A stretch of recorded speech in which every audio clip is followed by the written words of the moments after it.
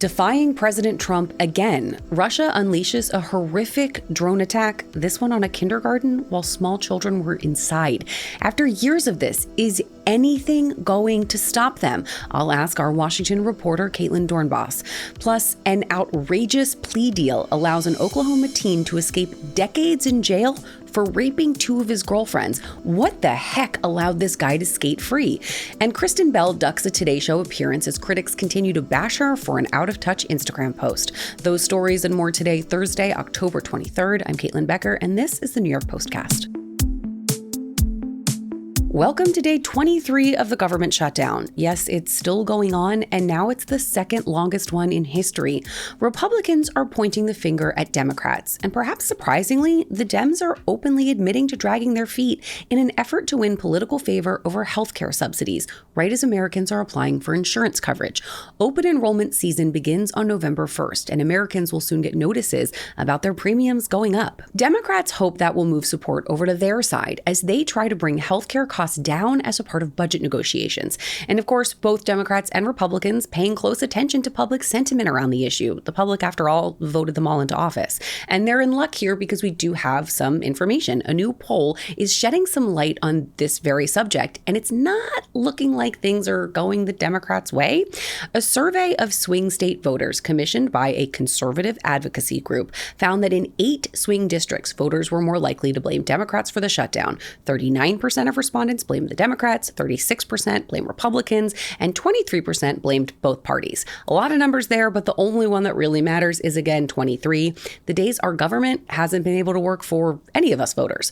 So how will it end? President Trump thinks eventually enough Democrats will come around. I think we need 5 Democrats, and there are a lot of them that want to make a deal. So I think at some point, common sense will prevail. An Oklahoma teen who was staring down the barrel of 80 years in jail for raping and assaulting 2 high school girlfriends dodged prison time completely thanks to a sweetheart plea deal. And as you can imagine, parents and lawmakers are losing their minds over this. Jesse Mack Butler was 17 when he attacked 2 16-year-olds, leaving one of them teetering on the edge of death after he choked her to the point of being unconscious. Butler was arrested and charged as an adult with 10 felony counts. He first pleaded not guilty to all 10, but later struck a deal with the DA. A deal that is going to make your blood boil. Prosecutors agreed to change his status from adult to youthful offender and then allow him to plead no contest. And that swap changed everything. Youthful offenders get more lenient penalties, and Butler, the son of a prominent local sports coach, was sentenced last week to just a year of rehabilitation and community service. And let me tell you, he could not have looked more smug in court either. We have a photo of him on the website wearing these obnoxious, oversized, mirrored sunglasses, just chilling on a bench inside of the courthouse like it was any other day. Now, I'm going to put a link in the show notes so you can rage right along with me. Meanwhile, one of the victims who was repeatedly raped needed surgery to her neck because of how severely she was choked. And police found video of some of this violence on the kid's phone. Now, the mother of one victim called the plea deal appalling, and the mother of the second victim, citing the likelihood that he could do this again, said, quote, "I cannot know that another mother is going to have to go through what I went through." A Texas man is being accused of making online death threats aimed at prominent Jewish conservative figures, including the Post's own columnist, Carol Markowitz, as well as far-right influencer Laura Loomer. Nicholas Ray was hit with 12 separate charges for problematic posts that he made on X, where he threatened to hang Loomer from the Capitol and Smithsonian Museum in Washington, D.C. The unhinged threats also called her a Mossad agent. Ray claimed that Newsweek editor Josh Hammer, quote, conspired with foreign governments about killing Charlie, a reference there to Charlie Kirk. Loomer told the Post, quote, "This is the result of radicalization from conspiracy theories online." And while we're on the topic of political violence, a professor at Howard University, Dr. Stacey Patton, urged left-leaning, quote, white allies to be more like John Brown. Who is John Brown, you ask? He was an infamous Civil War-era abolitionist who was hanged for murder.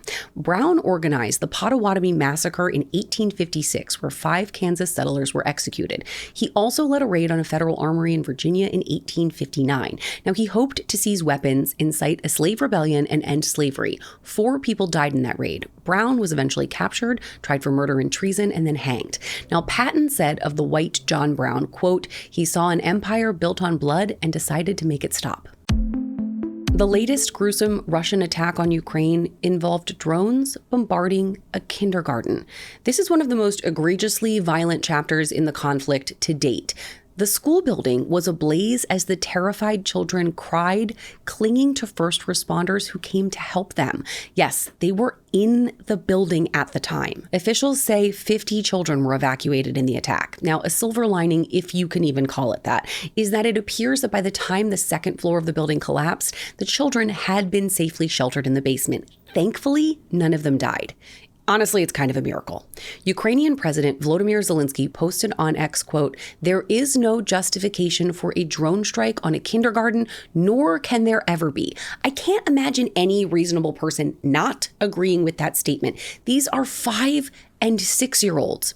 Now, in addition to the school, other Russian strikes injured 6 people in Kharkiv and killed at least 6 others in Kyiv. Now, this all comes after the latest breakdown in President Trump's attempts at ending the war. Now, he met with NATO Secretary General Mark Rutte on Wednesday, and despite all of this, he sounded at least a little bit optimistic, referring to Vladimir Putin. I think now he's willing to negotiate a little bit further, and I think he's willing to make a deal. We'll see. So what now? Our resident Russia and Ukraine expert and Washington reporter Caitlin Dornbos joins me now. Caitlin, every time a meeting or a call with Putin doesn't seem to go well, it just feels like he unleashes a particularly horrible new attack. This is one of the worst ones I have certainly reported on. You know, the Budapest meeting was canceled with President Trump saying he didn't want to waste his time, which to me makes perfect sense here. And today, Treasury Secretary Scott Bessent dropped some new sanctions on Russia. So tell me about those, and could Congress pass a bill to make that kind of thing even worse for Putin?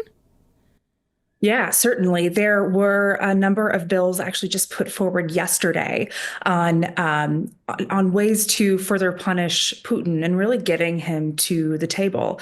I agree with your take, too, about the cancellation of the meeting between President Trump and President Putin, because it just wasn't going to get anywhere. And I'm really excited that the president understood that before going there and trying in person and doing the whole welcome rollout with Vladimir Putin before clearly he's not ready to end the war. If you're bombing daycares with 49 little babies inside, you are not ready to end the war.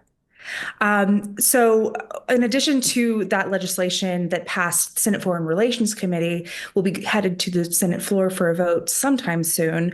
There were also the sanctions, as you mentioned, that Secretary Bessent just announced yesterday. Those are sanctions targeting specific Russian oil companies. So President Trump is now following through on his threats to really start tightening the grip on Putin. Because if you want to hurt Putin and you want to really make him want to end his own war, you've got to start by tightening that noose and certainly targeting oil, which is the thing that Russia uses to fund its war machine. That is a great decision, I think, that will be met with possibly coaxing Putin to indeed come to the table for an actual meeting that might actually get something done and not be, as President Trump put it, a waste of time. And that's exactly what anything like that would feel like to me going into it, certainly at this point. You're right. He's not coming to the table. He is not taking any of these talks seriously to go after children, little kids. So the human toll means nothing. So I guess you're correct and got to hit him in the pocketbook because that might be the only thing to change the course. But what about his meeting with NATO? Did that move the needle in any way? Talk to me a bit about that. Yeah, so NATO Secretary Mark Rutte went to the White House, basically a rush visit after Zelensky was at the White House on Friday, and also coming after, obviously, Trump canceled the Putin summit. Details are a little bit unclear about the specifics that they discussed, but you can bet that they were discussing sanctions, financial measures, other ways that they can further pressure Russia to come to the table.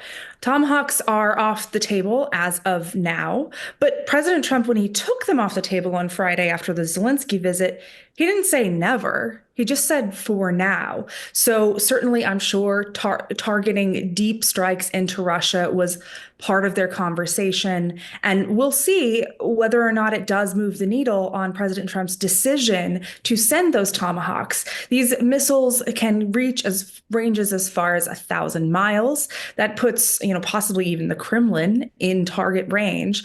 But it's really important to focus on what Ukraine would actually do on these missiles. Theoretically, if the U.S. gave them to Ukraine, the U.S. would have some say over where and what Ukraine can target. Sending them and then quietly saying maybe don't strike right now, don't use them right now, might be one way that they could move forward in showing that strength and arming Ukraine and putting pressure on Putin without actually risking escalation, quote unquote. I hate to use that phrase because, obviously, as we talk about babies getting hurt in horrible situations, doesn't really feel like escalation to me to bring that fight back to Russia. But certainly, that is a fear, dealing with the nuclear state, you've got to be careful. Yeah, I mean, as you're saying, that does seem like a fear. If and when the Tomahawk missiles are allowed to go to Ukraine from the U.S., if the president says, okay, you can have them, it makes me, maybe I'm just a scaredy cat when it comes to this. I mean, talking about this story and these children, it makes me worried that Putin would dig in his heels even more and then not only be going after Ukraine, but be pissed off, for lack of a different way to say it, at the U.S. So it just, you don't know whether the pressure is going to ratchet him up or cool him down. You don't. However, if we do look back at the more than 3.5 years of this war, we're going on 4 years. The first 3 under the Biden administration was handicapped by not wanting to escalate the war. They repeatedly did not get Ukraine the weapons that they needed in time. It would take 6 months to several years to make these decisions that really they should have been making in the first weeks of the war. And that's, I think, what sets apart Trump policy and Biden policy. Biden policy was very Pollyannish on this, even though he did send all of that aid over. It was very Pollyannish and a bit out of fear of Russia. And Trump is far more decisive on matters like this. And also, I think that certainly looking back at the 3.5 years and Biden was so scared of escalation, we never really saw it. So, nothing is ever a given. But I think there's certainly arguments to make that we cannot be too fearful of Russia. Yeah, I mean, we can't predict the future, but we do have the past in these last few years to look at precedent and to see how the reaction has been thus far. That's a great point. Now, President Trump is leaving for Asia this week, and while he's there, he's scheduled to meet with Chinese President Xi Jinping. Now, China and Russia arguably have a cozier relationship than the U.S. and Russia do right now. So will the war be part of Trump's chat with Xi Jinping? Can we do anything there? Can he do anything there to try to help bring peace? Yeah, I'm sure President Trump will mention it to Xi Jinping if they do get a chance to meet. I think that he really wants to see China step up and be a reliable partner in pursuing world peace. But the reality is quite different when you look at it from an analytical standpoint, especially looking at foreign policy. In reality, China has every reason to want to wish Russia continues and succeeds in conquering all of Ukraine, because then it gives them the right to say, it is fully within our power to take over another sovereign nation, as it wants to do with Taiwan. They also have a lot of partnerships, sending back information from the battlefield and from Beijing's military headquarters. And there's a lot of deals related to technology being used by the Russians in the war. So, China might even say something publicly like, hey, Russia, cut it out. We want this war to end. Thanks. And the reality might be something much different, because we know we cannot trust China's words. And that is out of the Putin playbook. Sure, absolutely, let's talk peace. And then he turns around and does the exact, opposite. The geopolitics here, it's this high stakes chess match with human lives, caught in the middle. And today, of all days, talking about these children, it just really brings that to the forefront of my mind. Caitlin, thank you so much. Thank you. Actress Kristin Bell was MIA at the Today Show on Wednesday, and I'm guessing that it has something to do with her recent Instagram post. She was scheduled to appear along with one of her Nobody Wants This co-stars to promote the second season of the Netflix show, but the duo turned into a solo act because Bell was a no-show. Bell's absence comes as she's getting heaps of criticism for what's being called a tone-deaf anniversary post. If you haven't already heard, the sometimes edgy actress posted a picture with husband Dax Shepard and the caption, quote, "Happy 12th wedding anniversary to the man who once said to me, I would never kill you. A lot of men have killed their wives at a certain point. Even though I'm heavily incentivized to kill you, I never would." Now, critics lashed out at her for making light of domestic violence and during Domestic Violence Awareness Month, nonetheless.